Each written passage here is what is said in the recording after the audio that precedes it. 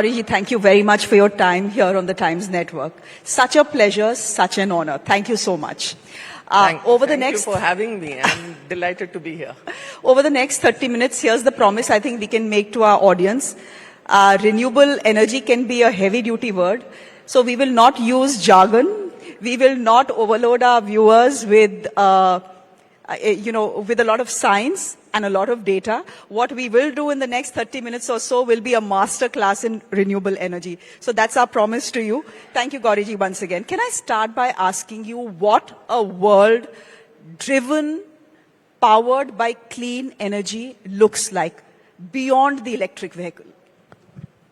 Okay, I think that's a very interesting question, especially when we look at our own understanding of how we consume energy. And, when we switch on the light in our houses, do we know whether there are green electrons that are powering it or there are electrons that are coming from coal, oil and gas? We don't know that. So essentially, what a world will look like when we move into this, future energy systems. This is going to be very different from what we see now. And how is it going to be different? Right now, you do know that we have these large, and I hope some of you would have seen these very large, centralized coal plants that are producing energy for us. We know in Delhi, there's one which is, emitting also a lot of smoke. And we also know that we power our vehicles through oil, our transport runs on oil. But in fact, even our industry uses a lot of fossil fuels, oil, gas, to do their industrial activities. So, in many countries, and there's this, very interesting thing that happened in Germany when the Ukraine war happened, that when they were getting into winters, they were really desperate because they didn't want to buy the Russian gas. But not buying it meant that they would freeze because all their heating needs were actually being met by gas. So there are a large, variety of ways in which we use energy. And to be able to convert all of that into green means that we start using technologies very different from what we are using now, which are, of course, using solar and wind for powering our homes, our industries. It's using electricity to also power the vehicles on the road, using hydrogen to look at decarbonizing our heavy industries like steel, like chemicals, refineries, and for looking at, battery storage. So that, when we talk about solar and wind, it's not like when we talk about coal, which gives us, like a base load, which is stable energy. Solar, what happens is if there's a cloud, suddenly it'll dip, wind blows, sometimes it doesn't, so it's variable energy. Now the grid has to get adjusted to it, and to be able to bring more of this kind of energy into the grid, we also will need a lot of more battery storage or storage from pump storage and others. So essentially, we are reimagining and we will be reinventing our energy system. And it's really very exciting because, when you look at this transition that will happen, you bring in, and we heard a lot in the last session about energy efficiency. And bringing in energy efficiency, bringing in heating using solar, bringing in solar and wind to power our systems, our homes and our industry. So it's a very exciting new world. It's an exciting new world, but it's a world you've been part of for the last 30 years. So let me ask you a question that is associated with your new role and your old role. You've just spoken about solar energy.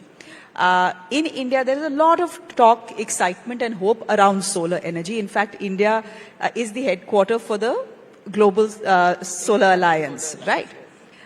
In fact, there is a report that is just out that is telling us that India has surpassed Germany to become the third largest producer of solar and wind energy. So that's good news. My question to you is very simple. In India, we love free and we love cheap, right? So we have enough and more free sun in most parts of the country. Plus, if our electricity bills come down to zero, I mean, nothing could be greater than that for most of us, right? My question to you is, why are we failing somewhere when we fail to translate that advantage? Because are you really seeing as many households in India put solar panels that are playing behind us and generate their own energy, which means that the electricity bills will come to zero? वो नहीं हो रहा. Why is that? Why do you think? So again, yeah, you're right. You know, I mean, all of us want to see our electricity bills go down. Taxes as well, but that's a separate conversation. But definitely our energy bills. And, you know, we're sitting in the middle of summer, so it's, you know, all the air conditioning load and all that's getting them very high. See, in solar, you know, what you have to understand is that in India, there are two ways in which we are looking at solar, either at a level of, you know, utility, which is large solar. So you have 100 megawatts, you have 200 megawatts, and now you have, you know, almost 1,000 megawatts also that are getting put up in solar parks.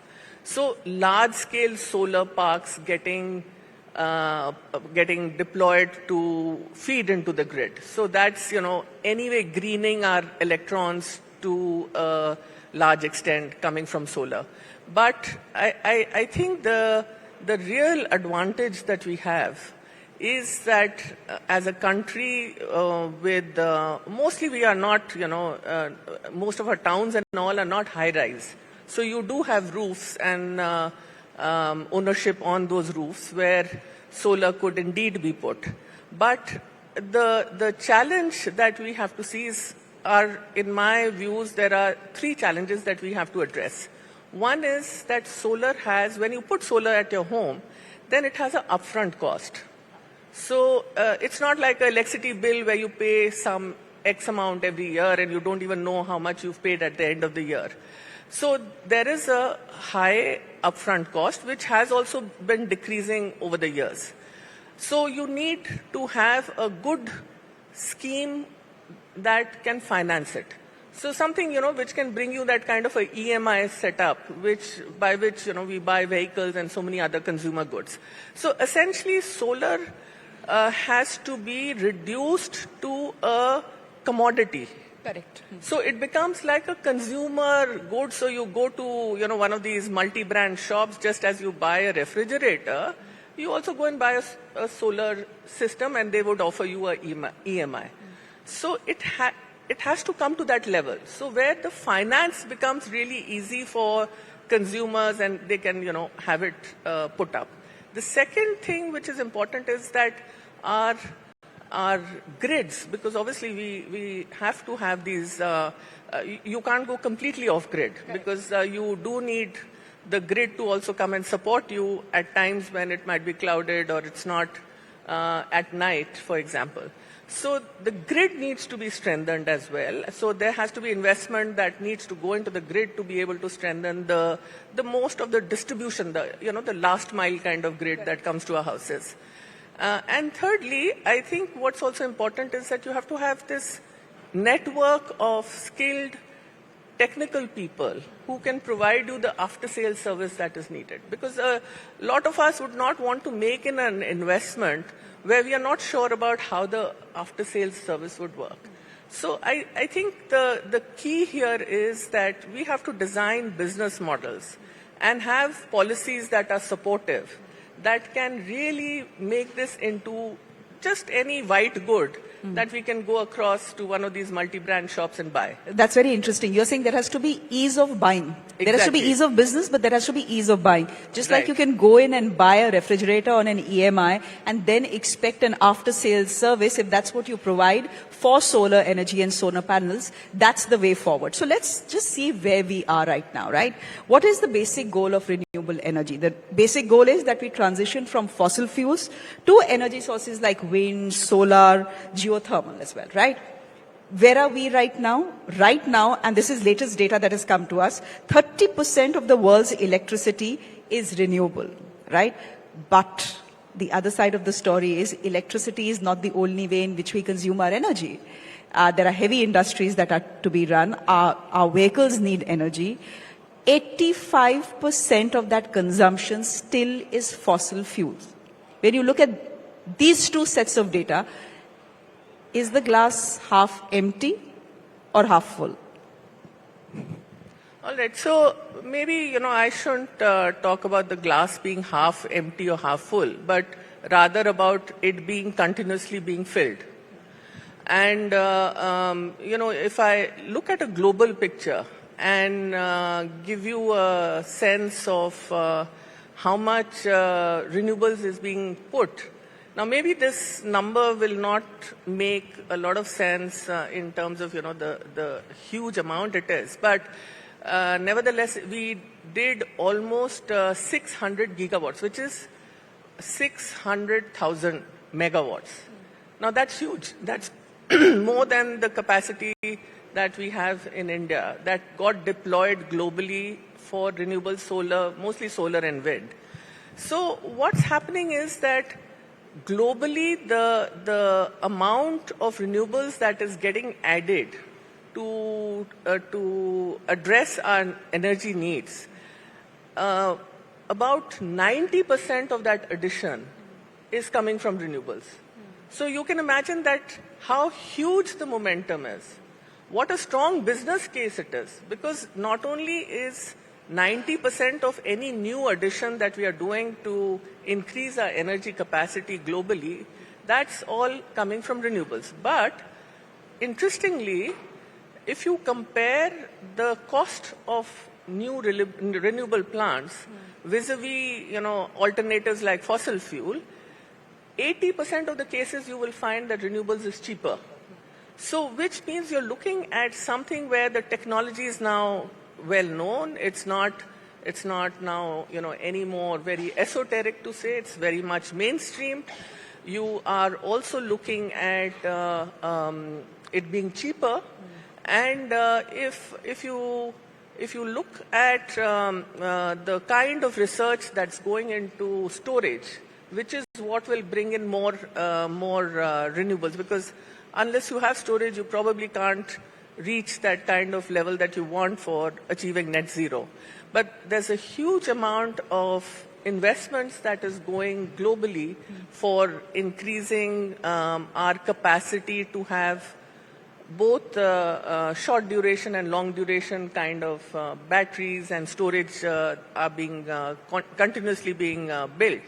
Now that would really, I think, if you look at it in the way we are moving from now to 2030, and again, when the G20 was held in India, there was a call to triple the renewable energy. And, as I told you, last year we added about 585,000 megawatts.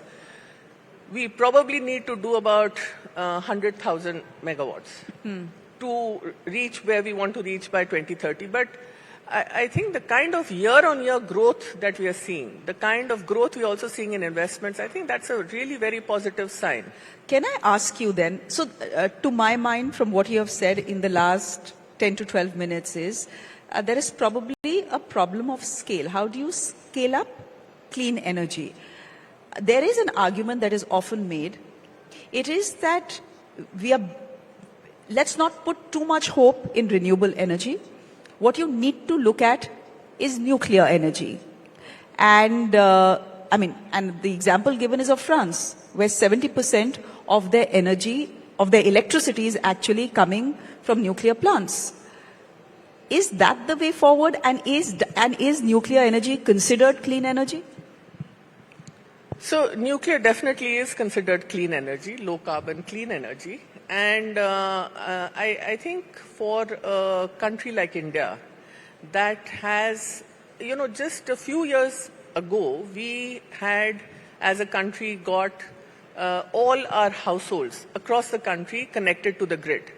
Now, when you do that kind of access, and you provide that kind of access to a population that has growing aspirations, what that does is, why would a person who's sitting in rural India not want to also have the kind of appliances that we enjoy in urban India?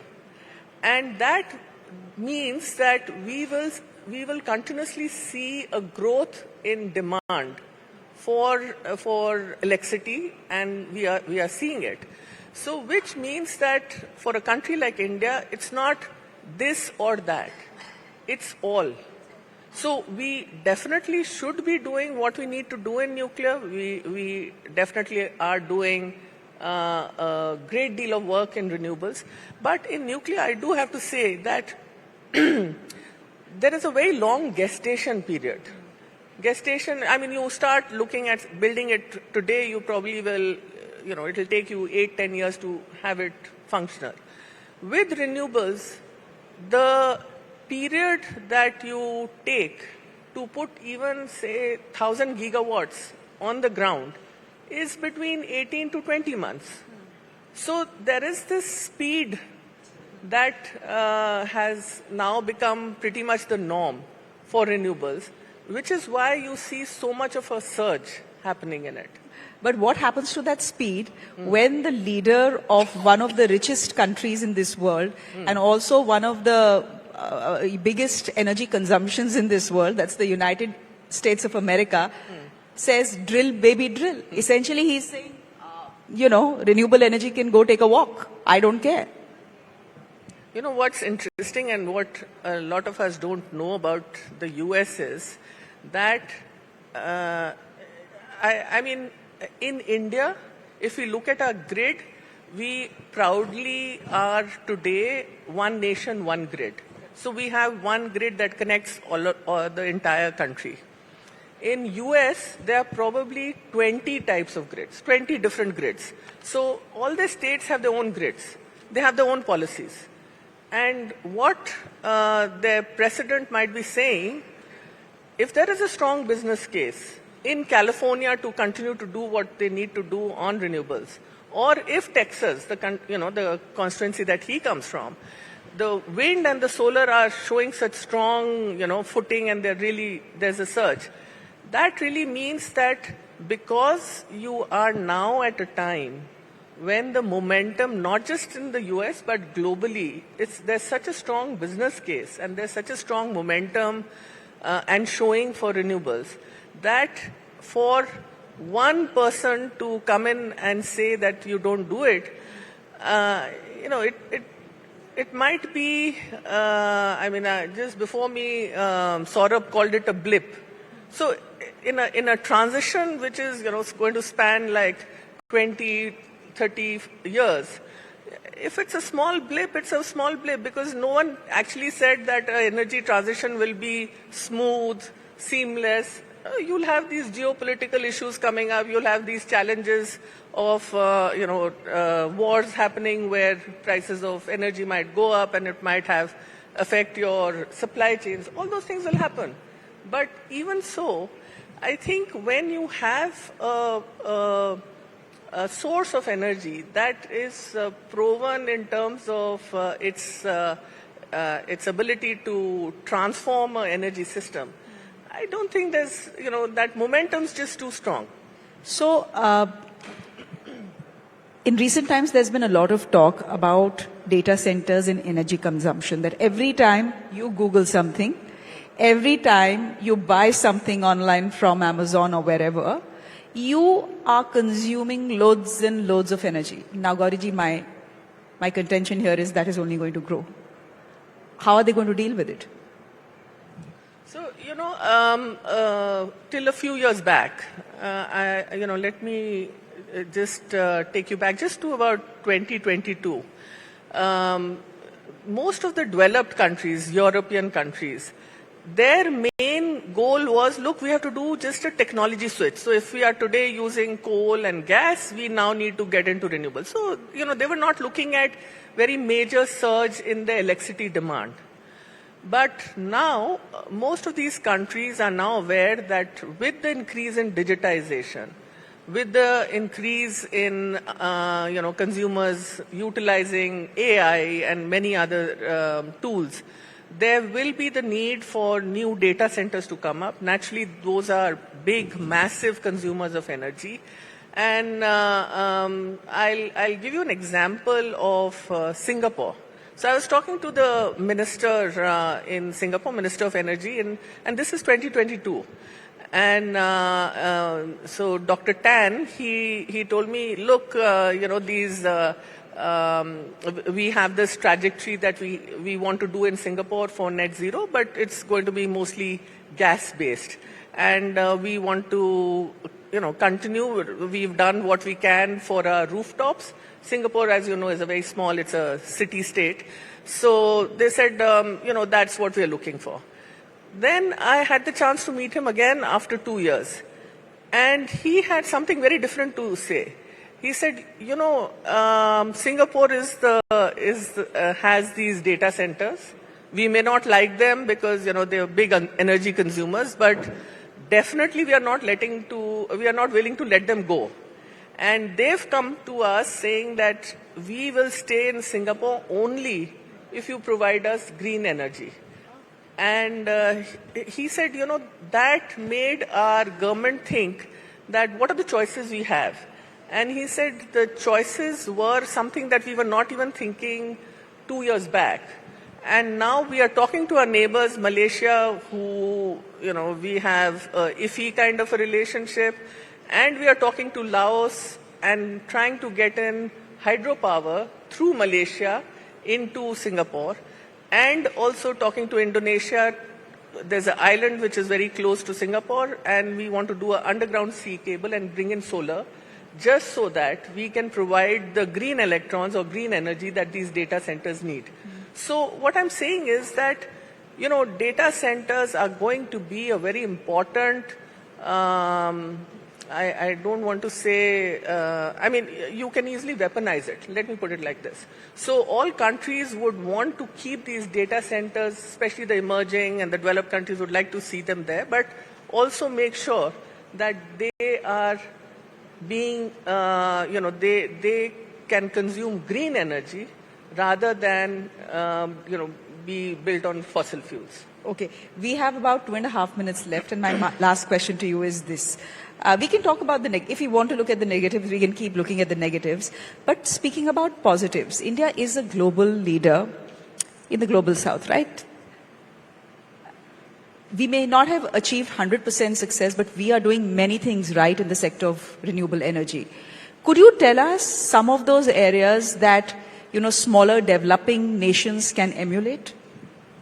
See, I think we've really done very well in creating a market for renewables, which is very policy driven. So very strong policy that has seen us use auctions to bring in more green energy. That has also reduced the cost of electricity very significantly. So that's something we've done very well. Then we just heard an example from Maharashtra about the distributed systems and policies that have driven. So again, extremely good business models and ways in which you can bring in more green energy into your grid.